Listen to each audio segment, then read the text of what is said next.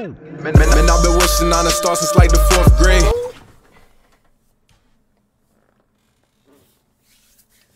What up, though? Hey, I know y'all ain't seen me for a whole week now, man. It's been a minute.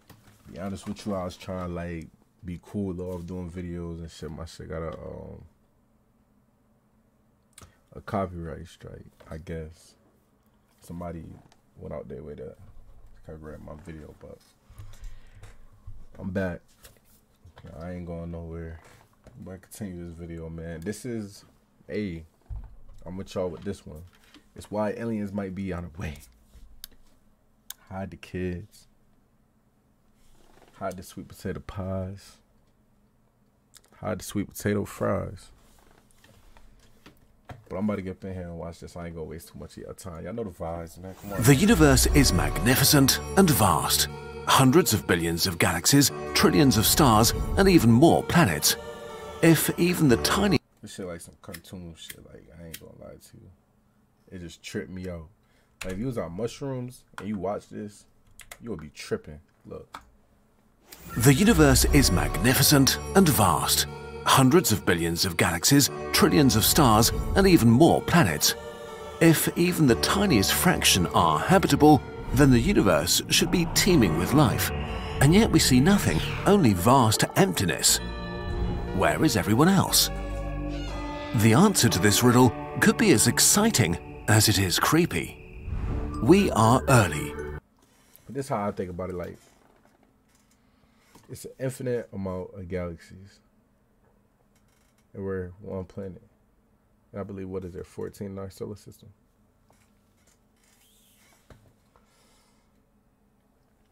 An infinite amount, if y'all think we're the only people, come on now. We cannot be the only people out of that many planets to have life. There's no way. Because planets create life themselves. You feel me? That's how they stay a planet. In some way, shape, or form, they got some type of life to it. Born before almost all other life. But very soon, this may change. But I was about to say now, how the question is, who gave habitat first? My smokers, be with me. Who gained the habitat first? Who civilized first? Civilized, I mean, get a whole group of people, get power, and, you know, like, get jobs and be able to live somewhere. Think about it that way. Change. Not only might aliens appear, they could quickly surround us. An irreversible competition for the universe might be about to begin. I'm grabbing that thing.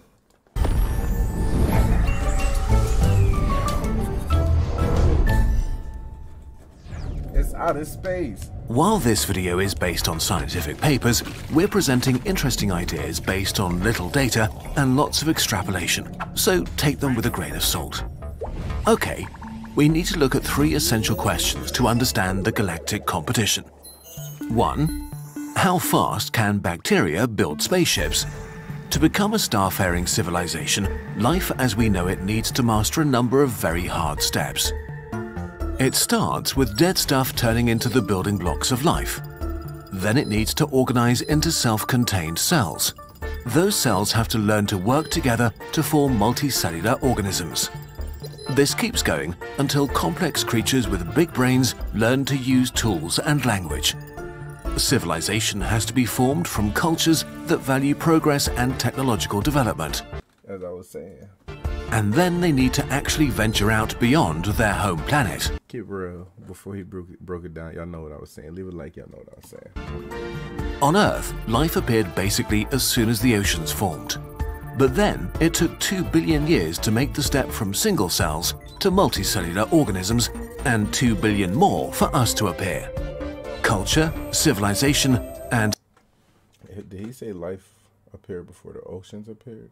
Okay, if he said that because we was all put together as one, I guess, before it's broke up into like different continents, I could believe that. But if he said that the plant or land was here and all that before ocean, I can't. Space travel developed super quickly though. Come to TurboTax and don't do your taxes. She trying to get y'all for tax evasion. Y'all better watch out. That long, or was this actually exceptionally fast? Also, passing one step does not mean the next one is guaranteed. Multicellularity evolved over 25 times independently on Earth, but there's only one species that builds spaceships. We don't know how many steps life needs to pass and how long they take to give rise to a technological civilization, but there are probably many, and it's likely that on trillions of planets, life has been trying for billions of years. Since we don't see any other technological civilizations out there, it might well be that we are a rare exception. We might be among the first, or even the first technological civilization in the Milky Way. But this is just one piece of the puzzle. On top of that, we may have just hit the perfect time window. Why does humanity exist now? That's what I was asking. The universe is already 13.8 billion years old, but it's unlikely that many other technological civilizations had a chance to appear before us. Because in the earlier universe, life would have had a pretty hard time to emerge, let alone thrive, because it was such a hostile environment. Early stars constantly blew up, galaxies crashed into each other, and supermassive black holes vomited massive amounts of radiation. Enough to sterilize galaxies What a time to be alive. over and over again. Our sun was born right at the end of this cosmic death show. The universe has never been more welcoming to life than it is now. So humanity has arrived at a very convenient spot in time, maybe the earliest reasonably possible for life to thrive. What about the future? The sun burns brighter than 90% of the stars in our galaxy and will keep getting brighter. In about 1 billion years, it will boil all of Earth's oceans and then become a giant that swallows it whole. So in the galactic context, the sun is very short-lived. Most stars are red dwarfs that can sustain habitable planets for tens of trillions of years. Life on these planets has an incredibly long time window to appear and pass the hard steps. Even knowing nothing about how rare or common life is, this makes it way more likely for technological civilizations to appear sometime in the future than in the past. Because if civilizations appear at random in the Milky Way within a time window of 1 trillion years, then very few, if any, would appear before today. Then a couple more arrive in this period of 1 billion years that we're in, before all star-faring civilizations that could ever exist emerge altogether. This weird tsunami-like distribution is the result of both the hard steps model and something else. A sort of deadline for any spacefaring civilization. Any civilization coming after will find it hard to have room to survive, so all potential life has to cram in before it. Humanity exists now because otherwise we might have missed this deadline. What or who creates this? I'm sorry. Hey, I'm paying attention now. Deadline. Okay, this is going to sound a little nuts, but the geeky. fastest and easiest way to make passive online income on Why aren't aliens already on Earth? Humans are curious, expansionist, and hungry for energy. We've spread over the world and made it our own. Our technology has been improving over time, first slowly, then breathtakingly fast. If these things don't change drastically and our descendants want to prosper, they will expand into space. We could construct a Dyson swarm for endless energy and transform planets into new homes. We could cross interstellar distances, allowing us to reach for planets around distant stars. Imagine just like traveling to a different planet to go see some of your family members, and then traveling to another planet to go see some other family member. That'd be crazy. I ain't gonna lie to you. If we have the motivation, we can become a galactic civilization. A civilization that does this sort of stuff can be called loud because its activity creates noise, signs that can be detected from far away. Imagine someone in a forest cutting down trees, starting fires, and laying down roads. The more intense their work, the easier they are to notice. An expanding technological civilization would probably be hard to miss. Our telescopes would pick up all that energy, and we would clearly identify artificial interference with stars and planets. Another consequence of this business is that it's very disruptive to the environment. Clearing a forest means the end of its wildlife. Human activity has left no chance for a squirrel civilization to appear. Not because we hated squirrels, it's simply that the thought that they might want to do that at some point never crossed our minds, and we needed wood. Similarly, if loud civilizations were running around the galaxy in the past, terraforming planets or harvesting the energy of stars, they may have prevented our existence. Had aliens started colonizing Earth while we were still sludge in the oceans, that sludge would never have turned into humans. This is how loud aliens create a deadline for new civilizations appearing. The galaxy may have trillions of years to create life, but there may only be a short window for it to spread and thrive. Even if a loud civilization respects planets with naturally occurring life and expands around them like humans do with wildlife reserves, any civilization on such a planet would not be able to expand ever, trapped forever on a tiny island. But here we are, so loud aliens were probably never here. What about aliens that don't expand? They would be quiet aliens. They're probably limited to one star system and don't have a noticeable impact on their cosmic surroundings. Humanity is like this right now. We wouldn't be able to detect ourselves from the other side of the Milky Way. If they stay quiet forever, maybe because of their culture or abilities, then they are not really a concern for us.